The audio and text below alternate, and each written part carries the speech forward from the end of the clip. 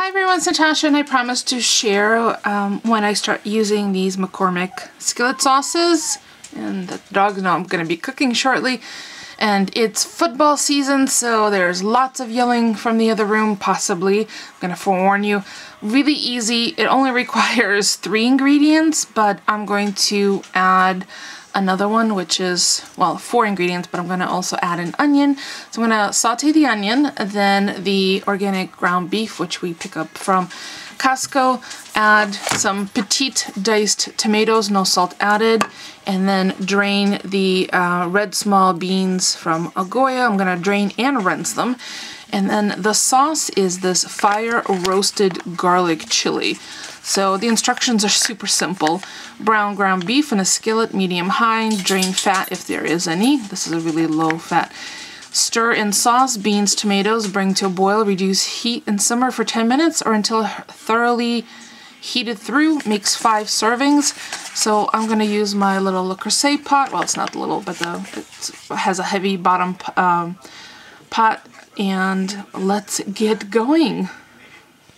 I'm starting up the pan with a little coconut oil because I don't want the onions to burn, and I like coconut oil best.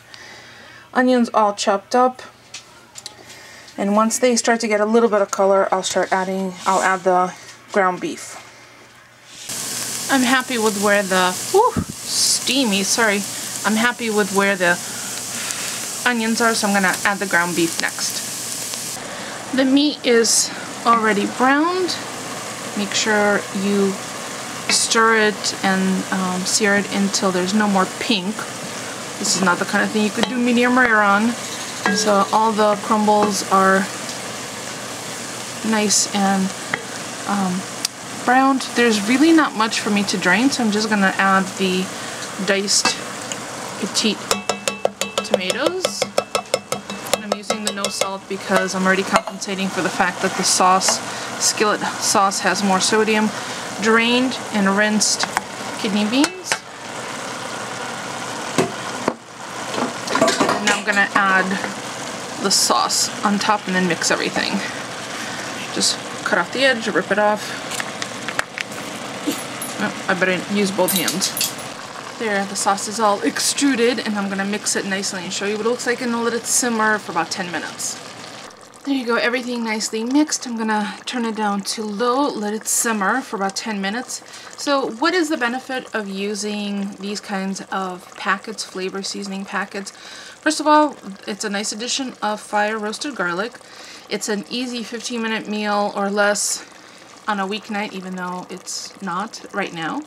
But it could be for you. Has few ingredients to use, plus all of the items that are all the herbs and spices that are included in this sauce you either may or may not have on hand, and sometimes it's much more cost effective to purchase a packet like this than individual spices. So I happen to have all the spices on hand myself, but I really wanted to try this to see how it how it compares to one of my homemade chilies from scratch. So we'll see what it looks like in just about 10 minutes or so. And it says that chili cornbread skillet. Use the sauce to make chili cornbread skillet. Ooh. So there's a recipe online. I'll include a link below.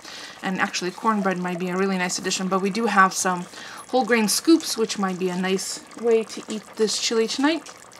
So I'll be back in about 10 minutes and show you how much flavor has developed, and I'm sure it'll get richer in color.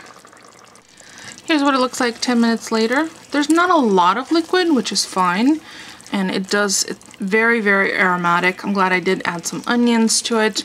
You can certainly doctor this up whichever way you want.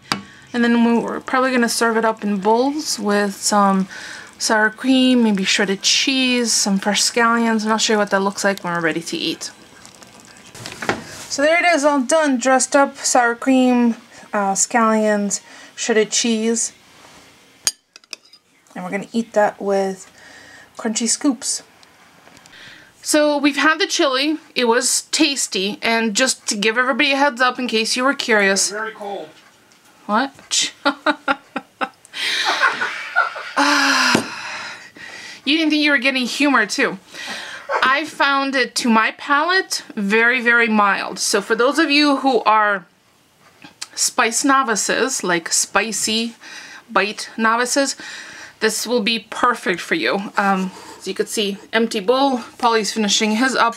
So it says that it makes 5 portions.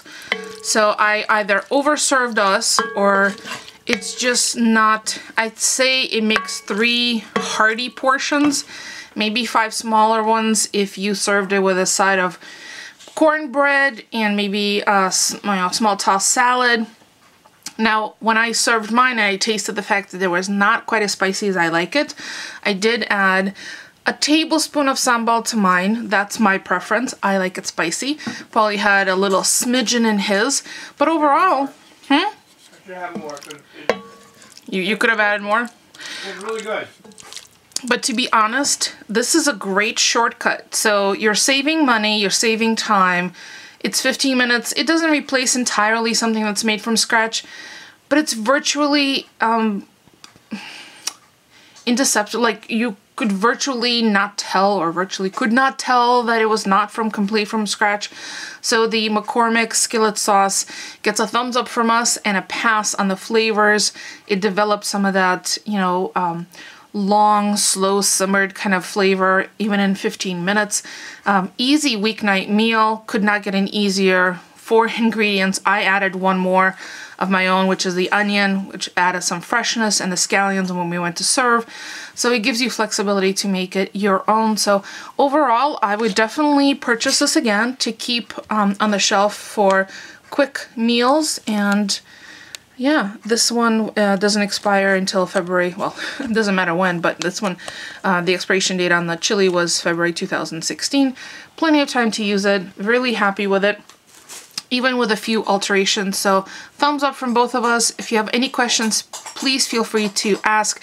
If you've tried any other McCormick skillet sauces, please let me know what you think of them. I will be making each one that I picked up at Dollar Tree in a separate video, so there'll be a little McCormick playlist in the link below.